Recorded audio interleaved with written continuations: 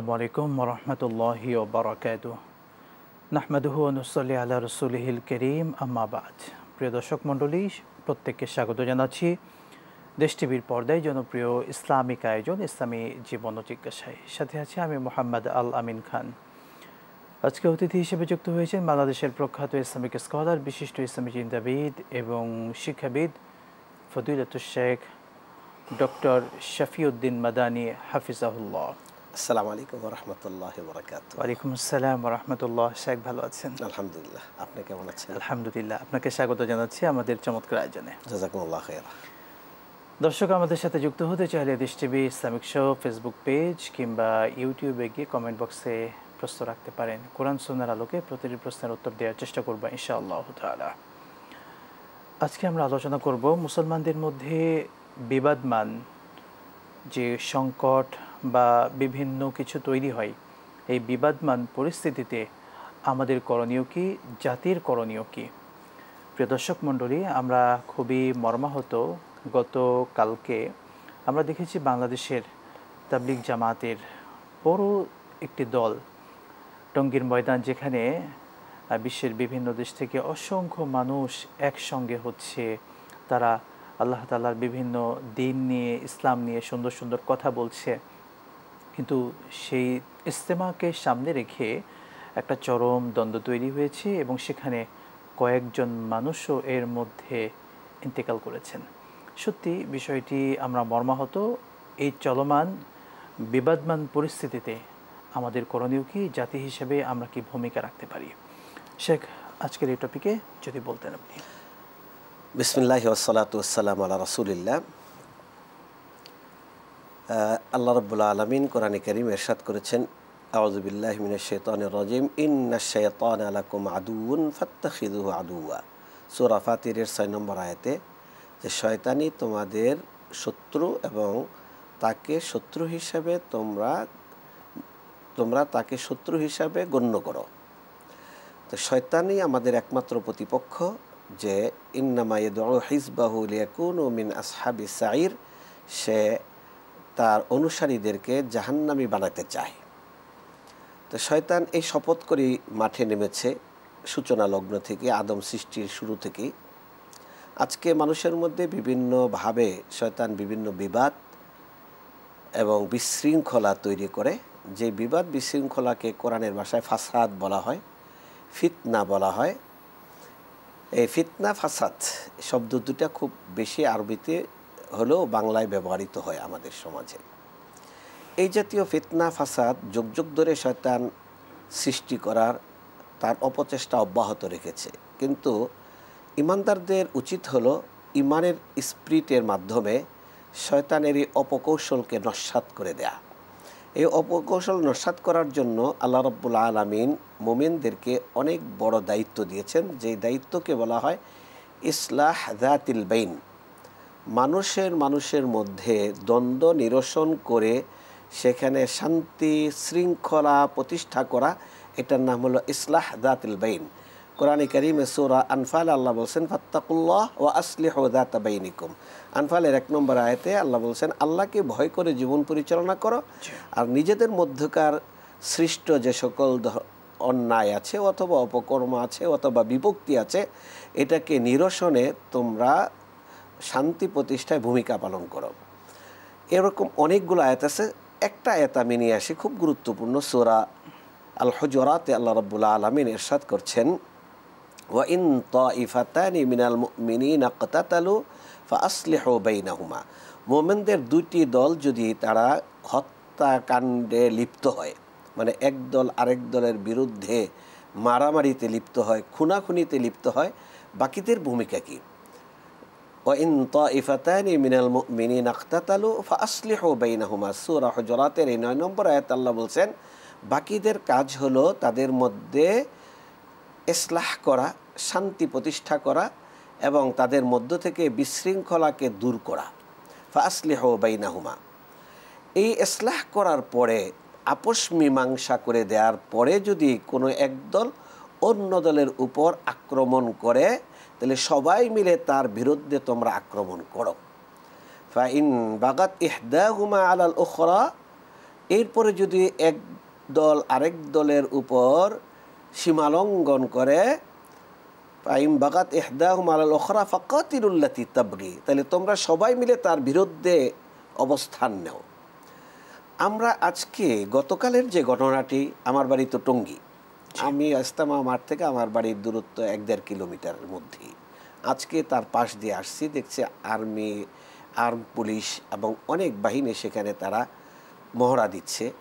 তা আমি খুব ব্যথিত হলাম যে যেখানে ইসলাম শান্তি প্রতিষ্ঠার জন্য মহানবী সাল্লাল্লাহু আলাইহি সাল্লাম নিয়ে এসেছেন একটা আসমানি কিতাব এবং আসমানি ধর্ম, সেখানে তাদেরকে শান্তি প্রতিষ্ঠার জন্য আমাদের সশস্ত্র বাহিনী দিতে হয়, তাহলে এই জাতি মানুষকে কি শান্তি দিবে, আমাদের উপহার দিবে?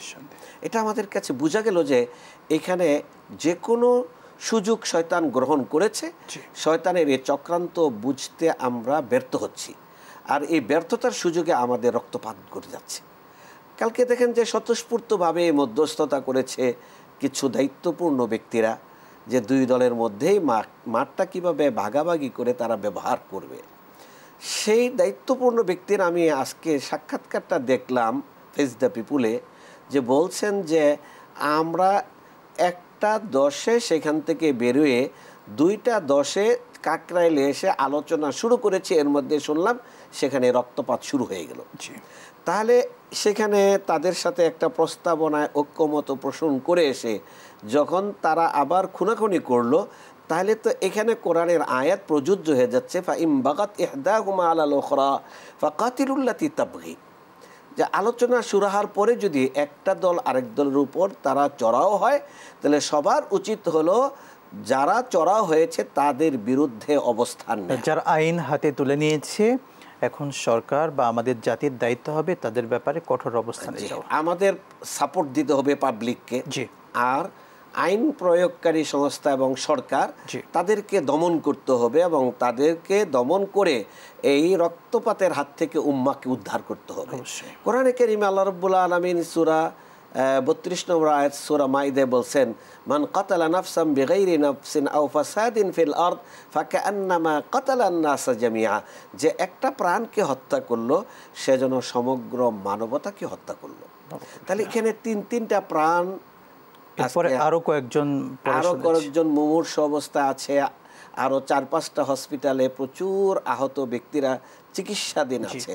তাহলে এই ব্যক্তিগুলো তো সবাই গিয়েছে, হয়তো দিন নিজে প্র্যাকটিস করবে, অথবা নিজে প্র্যাকটিস করার সাথে সাথে অন্যকে প্র্যাকটিস করার সুযোগ করে দিবে।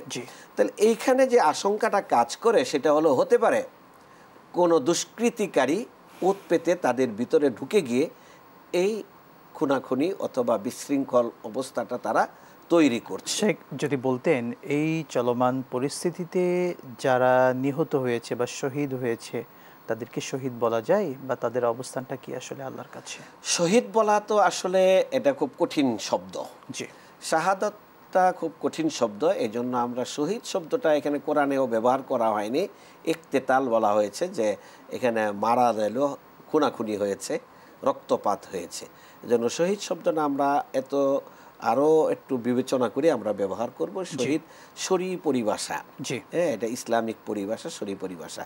তা আমরা বলবো যে এখানে যদি আমাদের কয়েকটা মানদণ্ডে আমরা কাজ করতাম, তাহলে শাহাদাতের মর্যাদা আসতো। 1 নম্বর মানদণ্ড হলো যে আমাদের আল ওয়ালা ওয়াল বারা, আমাদের ফাইট হবে শয়তানের বিরুদ্ধে।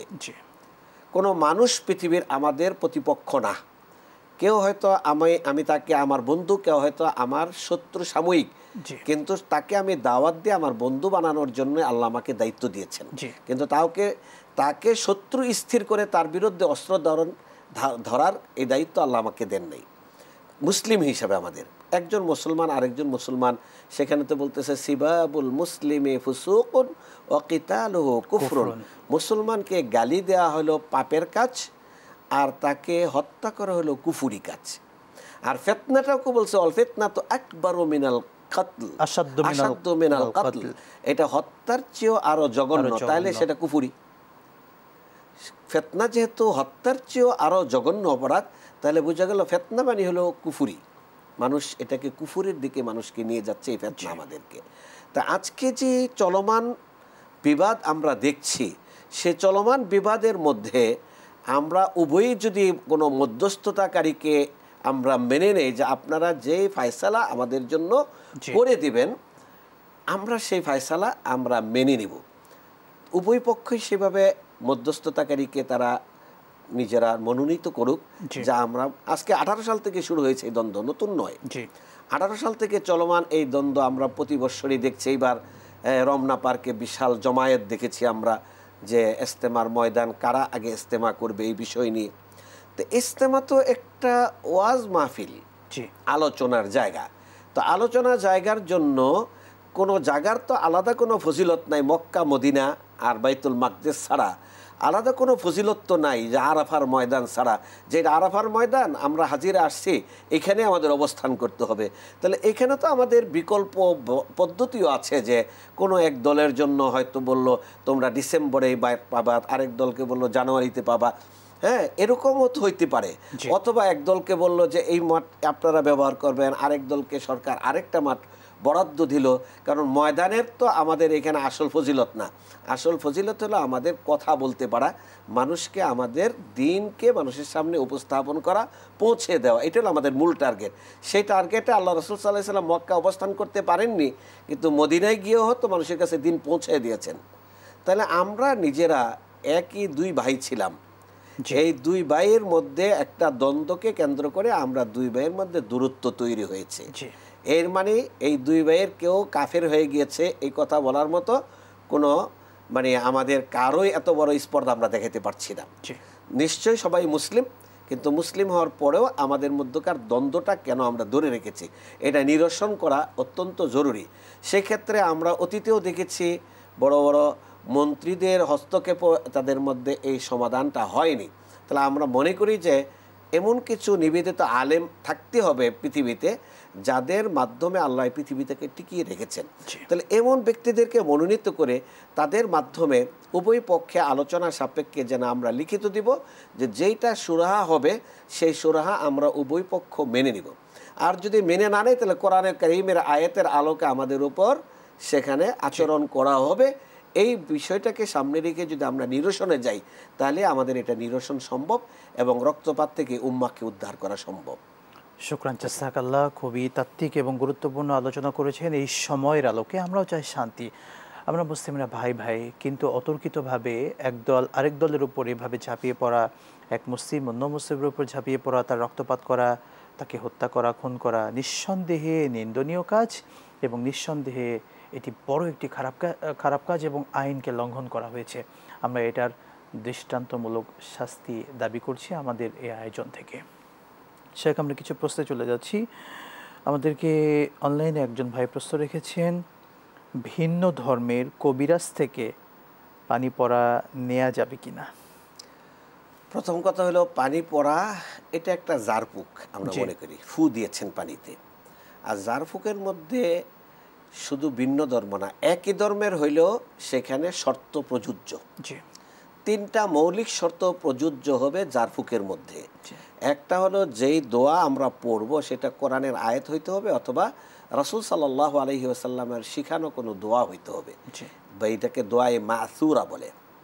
এক। দুই নম্বর হলো, এই দোয়াটা পাঠ করতে হবে আরবি ভাষায়, কারণ কোরআনও আরবি, রাসূল সাল্লাল্লাহু আলাইহি ওয়াসাল্লামের শিখানো দোয়াটাও আরবি ভাষায়, সেটা পাঠ করতে হবে।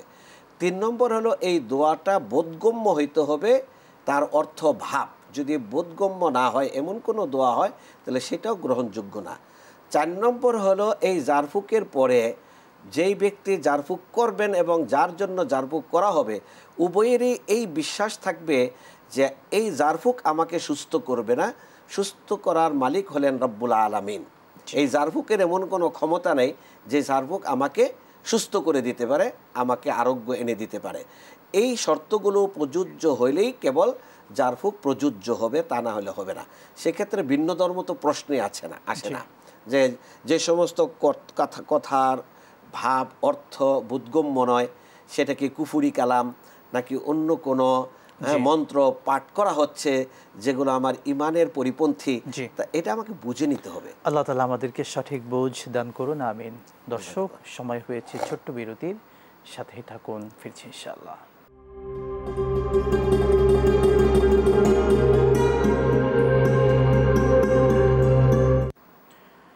বিরতির পর আরও একবার স্বাগত জানাচ্ছি আপনাদের প্রিয় চ্যানেল দেশ টিভির পর্দায়, প্রিয় আয়োজন ইসলামী জীবন ও জিজ্ঞাসায়। শেখ, আমরা চমৎকার বিষয় নিয়ে কথা বলছিলাম, সমসাময়িক চলমান যে বিবাদ সেটি নিয়ে। আমরা কিছু মাসালায় চলে যাচ্ছি। দর্শক প্রশ্ন রেখেছেন, নামাজরত অবস্থায় যদি কান্না করে এক্ষেত্রে নামাজ নষ্ট হয়ে যাবে কিনা? নামাজরত অবস্থায় কান্না করা বলতে যদি আমার কোরআনের তিলাওয়াত অথবা আল্লাহর স্মরণ অথবা আমার পাপের কথা মনে করে আমার মন যদি বিগলিত হয় আর আমার চোখ দিয়ে যদি অশ্রু ঝরে, তো এটা তো আমার কাছে কাম্য। কারণ আমার সিজদার জায়গায় যদি চোখের পানি পড়ে, সেখানে তো আল্লাহ রাব্বুল আলামিন আমার মনকে দেখবেন যে আমি কেন চোখের পানি ফেলতেছি, আল্লাহর ভয়ে, জাহান্নামের আগুনের ভয়ে। অতএব সেটা কাম্য, এটা আরও প্রশংসনীয়। এটা নামাজ ভঙ্গ হওয়ার কোনো প্রসঙ্গ না। কারণ মানুষ অনেকে আছে কোরআনের জাহান্নামের ভয় সংক্রান্ত আয়াতগুলো তিলাওয়াতের সময় ইমাম সাহেব এমনি কান্না করে ফেলে।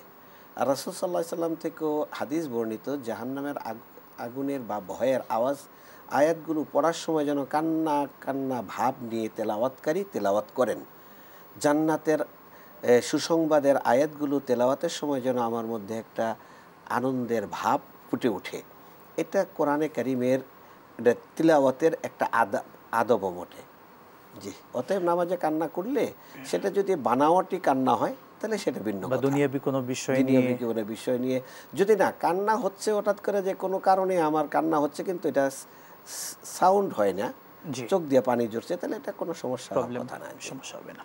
শুকরান, জাযাকাল্লাহ। আরেকটি বিষয় শেখ, আমাদের এক যুবক ভাই প্রশ্ন রেখেছেন অনলাইনে, বাসা থেকে বিয়ে দিচ্ছে না, এখন পরিবারকে কিভাবে বোঝাবো? বাসা থেকে বিয়ে দিচ্ছে না, পরিবারকে কিভাবে বুঝাবেন, সেটা বোঝানোর তো অনেক কৌশল আছে। সেই কৌশলগুলোর মাধ্যমে বুঝাইতে হবে। আপনি যেমন আপনার জন্য একটা মোবাইল কিনতে হবে, ওইটা আপনার পরিবারকে কিভাবে বুঝান। আপনার জন্য একটা বাইক কিনতে হবে, সেটা আপনার পরিবারকে আপনি ম্যানেজ করতে পারেন। আপনার জন্য একটা আলাদা রুম বরাদ্দ দিতে হবে, সেটা আপনার পরিবারকে বুঝাইতে পারেন। তাহলে বিয়ের মতো গুরুত্বপূর্ণ চরিত্র রক্ষার যে হাতিয়ার, মূল ভূমিকা পালনকারী, এটাকে বোঝানোর জন্য আপনার অনেক ওয়ে আছে, আপনি একটু খুঁজে দেখলেই পাবেন। আপনার বাবা কার কথা শোনে, আপনার মামা থাকতে পারে, আপনার বাবার উপরে আরও কোনো অভিভাবক থাকতে পারেন, অথবা তিনি কাকে মূল্যায়ন করেন তা থাকতে পারেন। তা আপনি তাদের মাধ্যমে তাকে বুঝানোর চেষ্টা করবেন। বুঝাইলে অথবা আপনি সরাসরি বলবেন যে বিয়ে করা তো ঈমান রক্ষার জন্য, আমার এই মুহূর্তে বিয়ে না করলে আমার চরিত্র এবং ঈমান রক্ষা করা আমার জন্য কঠিন হয়ে যাচ্ছে, অথবা আমার বিয়ের অ্যারেঞ্জ করা দরকার। সাধারণত যেই কারণগুলোতে বিয়ে করানো হয় না, সে হয়তো স্টাডিতে আছে, অথবা সে কোনো কর্মসংস্থানের ব্যবস্থা হয়নি ইত্যাদিকে সামনে নিয়ে বিয়ে করাইতে অপারগতা প্রকাশ করে, অথবা তোমার বোন বাকি আছে, ভাই বাকি আছে, এগুলোকে সামনে নিয়ে করা হয়। আমি কিন্তু আমার ছেলেকে ঢাকা বিশ্ববিদ্যালয়ে পরে সেকেন্ড ইয়ার আমি তাকে বিয়ে করে দিয়েছি। এখন থার্ড ইয়ারে এসে আলহামদুলিল্লাহ সে আমার নাতি উপহার দিয়েছে। তো এটা আমার কাছে ভালো লেগেছে যে না, আলহামদুলিল্লাহ লেখাপড়া করবে, এবং লেখাপড়া তার বিয়ের কারণে A+ মিস হয়নি, আলহামদুলিল্লাহ লেখাপড়াও ভালো আছে, দুইজনে বৌমা সহ তারা A+ দুইজনেই পাচ্ছে। তাই এটা আমাদের ভুল ধারণা যে বিয়ে করলে লেখাপড়া অমনোযোগিতা তৈরি হবে, অথবা আমাদেরকে বিয়ে কে দিবে কারণ আমরা স্টাডিতে আছি, এগুলো আসলে ভুল ধারণা। সমাজের এই ভুলকে আমাদেরকে ভুল হিসাবে প্রমাণিত করতে হবে এবং সঠিকটা সমাজের মধ্যে আমাদের প্রতিষ্ঠা করতে হবে। শুকরান, জাযাকাল্লাহ। শেখ, সবশেষ যদি বলতেন, আমরা চলমান পরিস্থিতির এই করুণ অবস্থায় আমরা শান্তিপূর্ণ পরিবেশ বজায় রাখতে কি কি করতে পারি, খুবই অল্প কথায়। প্রথমে আমি বলবো, তাকিয়ে দেখেন যে আলী এবং মুআবিয়া রাদিয়াল্লাহু আনহুমার মধ্যে একটা দ্বন্দ্ব হয়েছিল। দ্বন্দ্বটা তাদের ব্যক্তিগত ক্ষমতা কেন্দ্রিক দ্বন্দ্ব নয়। এই দ্বন্দ্বটা হয়েছিল ওসমান রাদিয়াল্লাহু তাআলা আনহুর শাহাদাতের বিচার দাবি করে মুআবিয়া রাদিয়াল্লাহু তাআলা আনহু সিরিয়া থেকে মদিনার উদ্দেশ্যে চলে আসলেন যে আমরা বিচার চাই। আলী রাদিয়াল্লাহু তাআলা আনহু বললেন যে চলমান পরিস্থিতি একটু স্বাভাবিক হোক, বিচার করা হবে। আবার হত্যাকারীরা কোনো না কোনো জায়গায় গ্যাপটি মেরে আছে, তাদের সাথে সাধারণের সাথে মিশে গিয়েছে। তো সেই ক্ষেত্রে এই দ্বন্দ্ব চলাকালীন অবস্থায় রুম থেকে মুআবিয়া রাদিয়াল্লাহু তাআলা আনহুকে বার্তা দেওয়া হলো যে আপনার সাথে আপনার ক্ষমতা বা আপনি যোগ্য ব্যক্তি আপনাকে আলী খলাফত থেকে বঞ্চিত করছে। আপনি যদি চান আমি একটা বাহিনী পাঠাইতে পারি, যে বাহিনী আলীর বিরুদ্ধে যুদ্ধ করে আলীকে হত্যা করে তার মস্তক আপনাকে উপহার দিবে। তখন মুআবিয়া রাদিয়াল্লাহু তাআলা আনহু একটা কঠিন বার্তা পাঠাইলেন রোম সম্রাটের কাছে, যে ইয়া কিলাব আর রোম, হ্যাঁ, রোমের লাল কুকুররা শুনে রাখো, আখানি তাশাজারা, দুই ভাইয়ের মধ্যে সাময়িক একটা দূরত্ব বা ঝগড়া তৈরি হয়েছে। ফামা বালুকা আনতা তাদাখালা ফিমা বাইনাহুমা, তোমার এত এখানে তোমার এত বড় স্পর্ধা যে তুমি তাদের দুজনের মাঝখানে অনুপ্রবেশ করছো। শুনে রাখো, তুমি যদি ইনলাম তাখরাস, মুখ বন্ধ না করো, তাহলে আমি সাউরসিলুকা জাইশান, এমন একটা বাহিনী পাঠাবো যে বাহিনীর পিছন হবে আমার কাছে আর শুরু হবে তোমার পর্যন্ত। আল্লাহু আকবার। সায়াকতুলুকা, তোমাকে হত্যা করে তোমার মস্তক এনে আমি আলীর সামনে উপস্থাপন করব। নিঃসন্দেহে চমৎকার দৃষ্টান্ত দিয়েছেন। এটা হলো আমাদের জন্য সবচেয়ে বড় শিক্ষা, যে আমরা ব্যক্তিগত স্বার্থের জন্য যদি আমরা কাজ করি তাহলে সেখানে আপোষ রফা সম্ভব না। আমাকে কাজ করতে হবে আল্লাহ রাব্বুল আলামিন। আল্লাহ তাআলা আমাদেরকে বোঝার তৌফিক দিন। আপনাকে অনেক ধন্যবাদ। দর্শক, আমরা শান্তি চাই, আমরা ভাই ভাই, নিজেদের মধ্যে রক্তপাত কখনোই কেউ পছন্দ করি না। শান্তির এই বার্তা রেখে আজকের মতো বিদায় নিচ্ছি। আসসালামু আলাইকুম ওয়া রাহমাতুল্লাহি ওয়া বারাকাতুহু।